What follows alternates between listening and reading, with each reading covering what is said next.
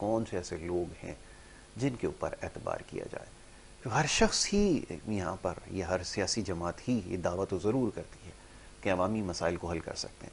जैसे पिछली दौर हुकूमत का मैं हमेशा तस्करा इसलिए करता हूँ क्योंकि वो एक नया एक तजर्बा था और लोग ये सोच रहे थे कि शायद कुछ ऐसा होने वाला है जिसकी उम्मीद पहले नहीं की जा सकती थी, लेकिन सूरत हाल उससे भी ज़्यादा बदतर रही है। करप्शन बदतरीन अपने उरूज पर रही है और आप समझ लें कि दीगर मामला भी उसमें बदनज़मी का शिकार रहा है और न जाने क्या कुछ होता रहा। सब आपके सामने। फरमाइए कैसे ठीक होगा और कौन करेगा, सवाल ये पैदा होता है। ये देखें, ये बहुत अच्छी बात आपने की है। मैं ये समझता हूँ कि इस वक्त ना आपके पास ये सोचने समझने की सलाहियत है, ना मेरे पास ये सोचने समझने की सलाहियत है। मैं चाहता हूँ मेरी आवाम, जितनी भी पाकिस्तान की आवाम है, सबको इज्तिमाई तौर पे दुआ करनी चाहिए अल्लाह ताला से कि अल्लाह ताला हमारे पे वो हुक्मरान मुसल्लत कर जो हमारे मुल्क को तरक्की की तरफ लेके जाएं।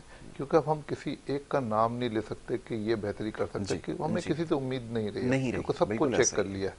या तो ऐसा होता है ना कि किसी को हमने चेक नहीं किया तो उससे एक उम्मीद होती है, सबको देख लिया।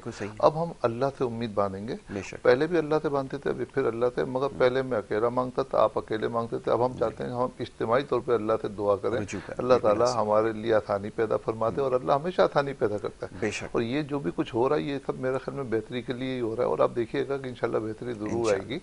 मैं बार बार कहता हूँ, मेरे को कभी अल्लाह से नाउमीदी नहीं हुई। अल्लाह ताला तो वो काम करते हैं कि वो बेहतरी हमेशा आएगी आएगी। अब हमें अल्लाह से फरियाद करनी चाहिए, गिड़गिड़ा के दुआ करनी चाहिए। ये हमारा मुल्क हमें इनाम के तौर पे मिला है, अल्लाह ने दिया है हमको, और अल्लाह उसकी रखवाली करेगा।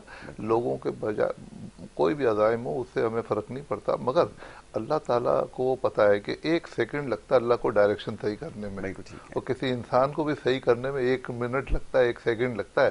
तो उस वक्त से डरें कि अल्लाह की पकड़ में आए। आप सिर्फ ये सोचें कि अगर आपने कोई ओत उठाया है तो आपने कोई वादा किया अल्लाह से, आप उसकी पासदारी करें और आपको अल्लाह ताला उसका इनाम भी देंगे। आप आवाम का सोचें, आपने आवाम के लिए आपको अल्लाह लोगों ने मुंतखब किया है। अगर आप अपनी पॉलिसी गलत बनाएंगे, या कुछ लोगों के ये मज़ाहिर होते हैं कि भाई आने के बाद करप्शन होगी तो उसके ज़रिए पैसे बनाएंगे, मेरे ख्याल में उस तरफ नहीं सोचना चाहिए। आगे सोचना चाहिए, आवाम का सोचना चाहिए, अल्लाह ताला भी उससे खुश होगा। और आप फर्ज करें ढेर लगा लेंगे पैसे का, उसके बाद भी आपको वो उस पैसे का कोई फ़ायदा तो नहीं होगा।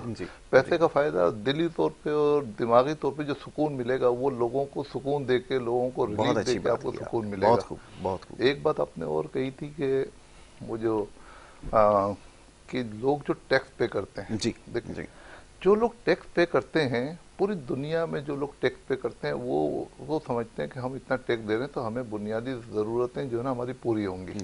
यहाँ पर बुनियादी ज़रूरतें भी पूरी नहीं होती, टैक्स भी लिया जाता है, बल्कि इतना ज़्यादा जबरन टैक्स लिया जाता है जो कि हमारा टैक्स नहीं होता वो भी लिया जाता है। और बुनियादी सहूलतें जो कि पानी हो गया, पीने का साफ पानी वो नहीं मिलता, खाने पीने की चीज़ें जो है ना असली नहीं मिलती। फिर उसके अलावा मेडिकल की बिल्कुल कोई फैसिलिटीज़ हमारे पास नहीं है। तालीम का कोई इदारा ऐसा नहीं है कि वहाँ पे जाकर आप तालीम हासिल कर सकें। अच्छा, दिल इसलिए दुखता है कि पैसे भी दे रहे हैं, टैक्स भी दे रहे हैं, और दिल खोल के हम जो है टैक्स पे कर रहे हैं, मगर उसका रिजल्ट क्या निकलता है? ज़ीरो। आप मुझे बताएं, उसके बाद फिर वो दिल टूट जाता है कि क्या करें।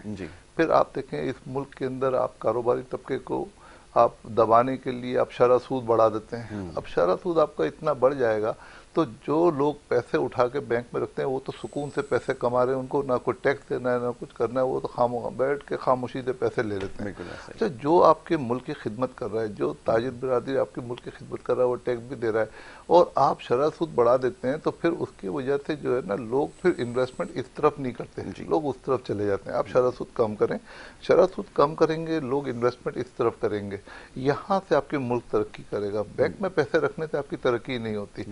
तो मैं समझता हूँ कि इस वक्त टाइम है हुक्मरानों के पास, और देखें हमारे हुक्मरानों की उम्रें देखें आप 65, 70 साल की हो गई, और कितना जिंदा रह लेंगे, ज्यादा ही हो गए 25 साल।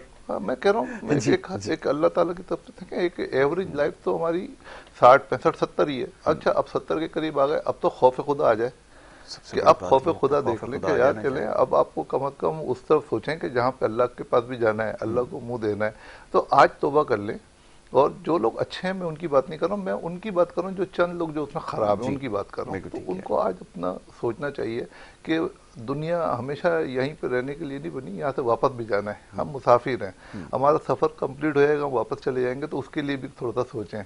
अच्छा, लोग सोचेंगे कि मैं सिर्फ हमेशा इस किस्म की बात करता हूँ, ये सिर्फ इसलिए कि देखें खौफ खुदा जब तक नहीं होगा हम मुमकिन नहीं आगे है। कोई काम नहीं कर सकते। हमारे दिल में खौफ खुदा होगा तो हम अच्छाई की तरफ जा सकते हैं। ये बिल्कुल ठीक है। अच्छा, अब एक और मामला है, और वो ये कि जो मसाइल की बात हो रही है, नौजवानों के मसाइल के हवाले से बात करते हैं।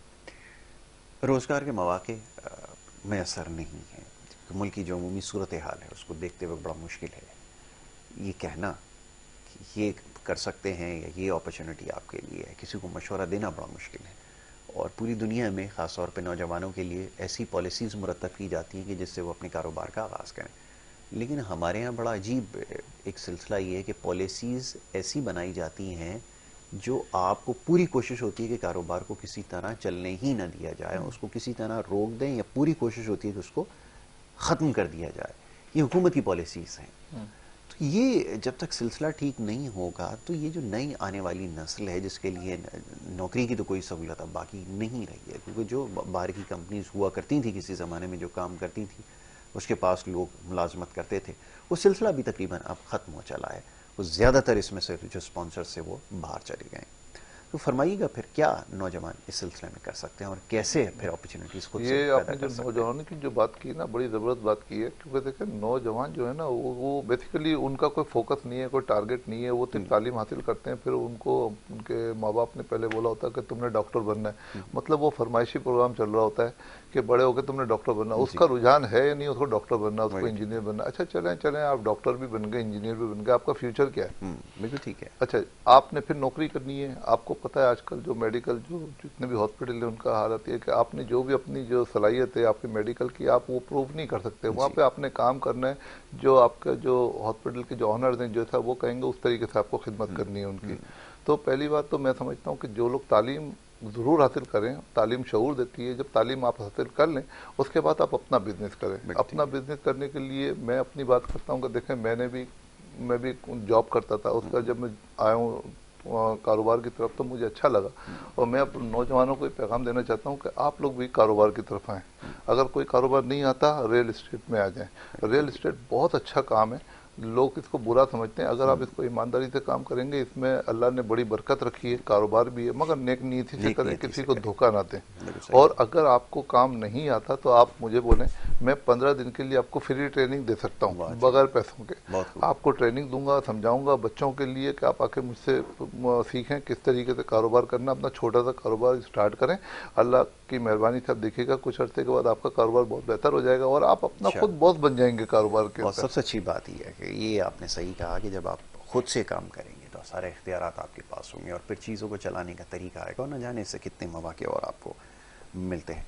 तो बहरहाल ये मौजूद ऐसा है कि इसके ऊपर इंशाल्लाह आगे तफसीलन गुफ्तगू की जाएगी कि नौजवानों की जब आपने बात की है तो बहुत ज़्यादा नौमीद नज़र आते हैं, और क्यों ना हो, क्योंकि जिस तरह की पॉलिसीज़ रही हैं कि जो रवैया हमने रखा है, जिस तरह हमने मौके उनके लिए पैदा करने थे वो ख़त्म करते चले गए, बड़ी तादाद में लोग या तो बाहर एक चले बात गए। और करना चाह ज़रूर रहा था, कीजिए। मैं चाह रहा था कि देखें ये जो अगर रियल एस्टेट में आप आते हैं तो रियल एस्टेट में कानून बनाया था जैसे कि रीरा का। जी तो रीरा का कानून अभी सिर्फ इस्लामाबाद तक बन के रह गया। जी। तो मैं चाहता हूं अगर नौजवान इसमें आते हैं तो बहुत इसमें इसलिए अच्छाई है इसमें कि अब जब रीरा का कानून बनेगा तो रीरा के अंदर आपको रजिस्टर्ड होना पड़ेगा, आपको सारे काम जो है कानून के मुताबिक करने पड़ेंगे। ठीक है। तो ये एक आपके लिए कानून भी आपको जो है ना एक तहफ़्फ़ुज़ फराम करेगा, और आप उसके दायरे में रह के अगर काम करेंगे तो ये यकीन माने कि आप गलत काम की तरफ जा ही नहीं सकते। हर काम जो है ना आप कानून के दायरे में रह के आपको करना होगा।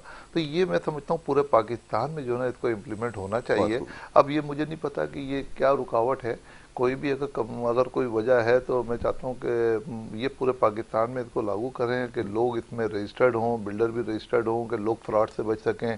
चाहे कोई भी रियल एस्टेट एजेंट है या बिल्डर है, अगर वो कोई चीज़ अगर वो इलीगल कर रहा है तो वो लीगल हो जाएगी, और वो सारे पैसे जो है ना एस्क्रो अकाउंट में जाएंगे। बड़ा उसका एक पूरा तरीक़ाकार है। तो मैं चाहता हूँ पूरे पाकिस्तान में ये जो रीरा का कानून है ना लागू होना चाहिए। लागू होना चाहिए, बिल्कुल ठीक है। रोशन साहब, मैं आपका बड़ा शुक्रगुजार हूँ, सुबह के वक्त आपने प्रोग्राम में वक्त दिया, बड़ी अच्छी गुफ्तगू आपने की। और यकीनन इससे कहीं ना कहीं उम्मीद ज़रूर पैदा इंशाल्लाह। हुई है, क्योंकि जिस तरह की बातें इस वक्त हो रही हैं, जिस तरह के फैसले लिए जा रहे हैं, उससे लोगों में बहुत ज़्यादा मायूसी पाई जाती है। और बदकिस्मती के साथ हुकूमत की कोशिशों में ये चीज़ नज़र नहीं आती जी जी। कि आवाम के अंदर एक उमंग पैदा किया जाए, ये मायूसी है, इसका खात्मा किया जाए, बल्कि इसको और ज़्यादा जो है उभारा जा रहा है। वो सियासी मकासद के लिए यकीनन ये तमाम चीज़ें इस्तेमाल हो रही हैं, लेकिन इसके बहुत ज़्यादा नुकसान सामने आ रहे हैं। लेकिन हम अपने प्रोग्राम के ज़रिए कोशिश करते रहेंगे कि लोगों में से मायूसी जो है उसको ख़त्म की जा सके, कोई ना कोई उम्मीद जो है वो लोगों को ज़रूर दिलवाई जा सके इन प्रोग्राम के ज़रिए। बहुत शुक्रिया जनाब रोशन अली वारसी साहब। नाज़रीन, ये हमारा पहला